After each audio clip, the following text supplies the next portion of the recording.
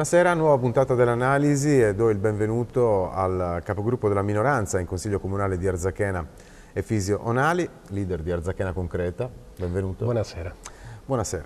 Parleremo in particolare del piano del Qatar e partiamo da qui perché qualche tempo fa è venuto proprio qui all'Analisi il sindaco di Arzachena Alberto Ragneda e ha detto molto chiaramente che il Consiglio Comunale avrebbe avuto un ruolo centrale nella vicenda di questo progetto di sviluppo per la Costa Smeralda presentato dalla Qatar Holding. E le volevo chiedere subito, è accaduto questo? Il Consiglio Comunale ad oggi non ha neanche iniziato a discutere questo tema. Noi come minoranza, mi piace più questo termine, più minoranza che opposizione, cercando di essere sempre costruttivi, abbiamo chiesto che si iniziasse a discutere con il privato o senza il privato, con la cittadinanza, si iniziasse a discutere questo tema per dare delle linee guida, ma questo non è avvenuto. Più volte ci è stato detto, ci è stato promesso che ci sarebbe stato un consiglio, addirittura anche stabilite delle date che sono state comunicate ai giornalisti e poi in realtà è sempre saltato tutto. Di fatto la discussione ad oggi è riservata ad alcune riunioni private o semi-private nei bar. Intanto però si è partiti con il piede sbagliato perché la notizia dei giorni scorsi è che il cantiere del villaggio Harrods, praticamente il primo progetto che stava per essere messo in atto dalla Qatar Holding, è stato stoppato sul nascere dalla magistratura. Voi avete chiesto le carte, che cosa ne è venuto fuori? Ma noi abbiamo chiesto le carte e abbiamo visto di cosa si tratta. La prima cosa che mi sovviene di dire è che è incredibile che un intervento di 8.000 metri quadri, di cui 6.000 occupati nel punto più cruciale della Costa Smeralda, non abbia avuto nessuna discussione, né in giunta né in consiglio. Con diciamo così, l'espediente di dire che quell'area era destinata a eventi, cosa che è sempre stata utilizzata per parcheggio, ma saltuariamente utilizzata per eventi, per il rally, per lo yachting club, eccetera, dice questo è un evento e hanno in qualche maniera autorizzato circa 30 esercizi commerciali su un'area destinata a eventi, chiamandola evento. Cioè negozi in realtà... Di fatto sono degli stand, certo, abbiamo visto il progetto spacciati finalmente. per eventi, insomma. Beh, è un po' difficile far passare... Diciamo che sicuramente ci saranno anche degli eventi, immagino che per lanciare questa cosa si creeranno degli eventi, però di fatto l'autorizzazione prevede l'esposizione e la vendita. Quindi stiamo parlando di 30 stand di circa 25 metri quadri più 2 di 60 metri quadri.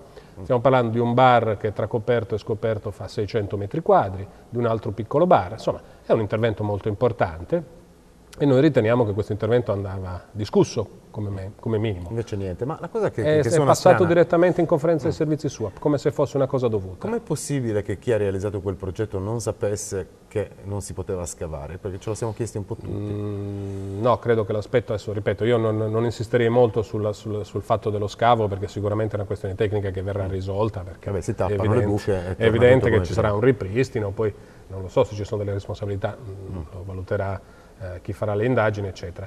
Il legame credo che sia per una questione molto semplice. Nel momento in cui tu chiedi un'autorizzazione per una struttura precaria e provvisoria, teoricamente non dovresti fare gli impianti, dovrebbero essere impianti volanti. Probabilmente si sono accorti in un secondo momento che gli impianti andavano fatti. Ripeto, perché non si tratta soltanto di un evento saltuario, si tratta di un intervento importante che è discutibile, nel senso che probabilmente dal punto di vista dell'immagine, dal punto di vista della pubblicità rispetto a grandi marche ha anche un senso, però sotto altri punti di vista è stato abbastanza contestato oggi dalla popolazione locale. In ogni caso è ancora tutto transennato e non è un bel vedere sicuramente alla vigilia della stagione turistica. Sì, non è un bel vedere anche perché poi, sai, queste questioni quando subentra insomma, la magistratura i tempi non sono certi. E comunque dà un po' l'idea questa vicenda di quanto sia difficile con le norme vigenti riuscire a fare qualcosa in una zona come Portocervo. Sono secondo lei troppi i vincoli oggi? In generale c'è una grande burocrazia per agire in tutto il comune di Arzachena perché tutto è un comune sotto vincolo, quindi è evidente che diciamo, i tempi della burocrazia sono tanti. Che sia necessario quando si agisce in zone così delicate una grande attenzione, no, secondo me è sempre valido come ragionamento. Ripeto, ci sono secondo me due livelli, c'è un livello che è di quello di cui parlavamo prima, cioè il livello di cui si parla di grande programmazione, di grandi investimenti, insomma tutti eravamo lì col dito puntato alla luna, sperando che queste cose avvengano perché tutti sappiamo della necessità di investimenti di questo territorio. E poi c'è un altro livello, che sono queste cose puntuali invece che qualcuno le vuole far passare come se fossero dovute. Secondo me non sono dovute, sono scelte importanti. Ricordo che pochi anni fa, quando si dava un chiosco, ma non un chiosco precario, un chiosco inteso quello col pulmino con le ruote, sì, ci voleva una variante al piano commercio. Com'è che adesso si fa un intervento commerciale di 6.000 metri quadri e passa in conferenza di servizi come se fosse un atto dovuto? Sono un po' stupito. C'è un altro aspetto di questa vicenda che è interessante, perché si è detto che questa piccola catena amovibile, chiamiamola di boutique a 5 stelle, in quella posizione, proprio in bocca alla banchina con i maxi yacht, abbia infastidito gli altri commercianti di Portocervo, quelli che probabilmente hanno paura di essere un pochino tagliati fuori dal movimento, no, d'affari. Hanno ragione? Così come è impostato adesso hanno ragione. Mi spiego, noi già da prima che nascesse questo problema tecnico, già da lungo tempo avevamo chiesto di vedere i progetti, li abbiamo visti ora e ci sono questi esercizi commerciali non ben definiti. Si sa che possono fare perché nella relazione tecnica dice esposizione e vendita. Ora, se questi esercizi commerciali vengono finalizzati all'esposizione di prodotti che non ci sono ancora a Portocervo, sono finalizzati veramente a creare degli eventi, ha un senso. Però potrebbero anche essere ceduti ad altri e entrare in diretta concorrenza. Certamente il bar va in diretta concorrenza col bar di fronte, cioè a 10 metri c'è un altro bar. Da qui il timore di rimanere tagliati certo, fuori. Certo, quindi è chiaro il timore. Quindi credo che a questo punto debba subentrare non solo l'aspetto tecnico ma l'aspetto politico, e quindi un contatto con la proprietà, con chi gestisce questa cosa e dire certe cose le puoi fare, certe altre no. Aspetta, credo che sia interesse di tutti. In generale come viene percepita questa nuova proprietà araba del Qatar dagli operatori commerciali di Portocervo, quelli storici? Che tipo di rapporto si sta creando? Io credo che ancora la nuova proprietà araba non si sia vista, nel senso che fisicamente alcuni rappresentanti di questa società sono passati a Portocervo, ma di fatto azioni concrete direttamente da questa società non ne abbiamo visto. E non trova curioso che sia rimasto ad esempio come rappresentante anche nei rapporti anche istituzionali, se vogliamo, Tom Barra, che è il proprietario della Colony Capital, che ha venduto la Costa Smeralda guadagnandoci e che adesso però continua a giocare un ruolo in questa partita dello sviluppo che non aveva chiuso definitivamente nella precedente gestione. È curioso o no? Curioso. Uno dei temi che volevamo portare in consiglio era capire chi regge le fila oggi. Era uno dei temi per iscritto che abbiamo chiesto, cioè vogliamo capire con chi ha parlato il sindaco, con chi hanno parlato gli altri amministratori e soprattutto chi sta reggendo le fila. Questo ruolo di, uso un termine inglese, advisor che in questo momento ha Barrack è evidente. Allora, poi Barrack è nella società, non lo è, ha titolo per rappresentare i proprietari. E i proprietari sono proprietari veri o sono semplicemente i detentori del pacchetto di controllo? Cioè, non è chiarissimo, almeno per noi semplici cittadini e semplici consiglieri non è chiaro come sia l'assetto attuale. Emerge anche qualche dubbio sotto l'aspetto politico. A Olbia c'è chi ad esempio ha sostenuto, nome e cognome il parlamentare del PD Giampiero Scanu, che i sindaci debbano giocare un ruolo più forte, più da protagonisti in questa vicenda, no? Pretendere chiarezza, garanzie, indirizzare in qualche modo l'operazione, partendo dal concetto che il Fondo Sovrano del Qatar, se viene a investire in Costa Smeralda, lo fa perché è la Costa Smeralda ad essere attrattiva, non perché viene a fare beneficenza. E quindi i tuoi sindaci in questo momento stanno giocando secondo lei un ruolo da protagonista? Ma noi come minoranza, devo dire, ci ritroviamo più in linea con la maggioranza di Olbia e anche con quanto detto nelle ultime interviste da Giampiero Scanu. Lo stesso sindaco di Olbia ha detto chiaramente, ha detto sì, questi interventi spot, ma a chi interessano? Cioè sì, danno probabilmente un lavoro a un'impresa, due, ma non è quello che ci interessa. Cioè puntiamo alle cose importanti. Il Fondo Sovrano ha investito qua perché comunque è una vetrina importante. Auspichiamo che investa seriamente non solo dal punto di vista immobiliare ma da un punto di vista generale e auspichiamo di ragionare direttamente con queste persone. Cioè tutti questi interventi spot, gli Stazzi di cui si parlò tempo fa, il cartodromo, gli esercizi commerciali, hanno un interesse probabilmente per qualche operatore, non dico di no, ma non è certo con questo che si rilancia la Costa Smeralda. Cartodromo ce n'è già uno. Probabilmente sarebbe bello, perché no, farne un altro, ma in qualche maniera senza ledere chi ha già questa attività. Attività commerciali, benissimo, ma non è solo di attività commerciali che ha bisogno Portocervo, anzi, qui apro una parentesi, stiamo andando proprio nella direzione opposta.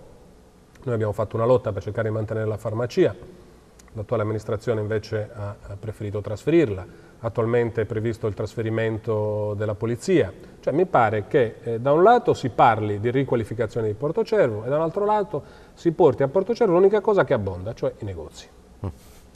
Senta, voi avete sempre detto in campagna elettorale il mattone non è la priorità e il futuro non sono sicuramente i metri cubi. Vede un rischio di speculazione in questo progetto, almeno per quanto se ne sa finora?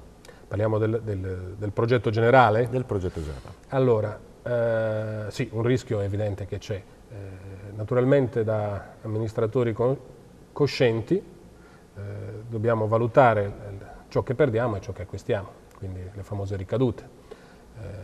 Stante che quella bozza che è stata presentata di 400-500 mila metri cubi è ovviamente da ragionare, valutare, collocare, quindi c'è un grande lavoro da fare.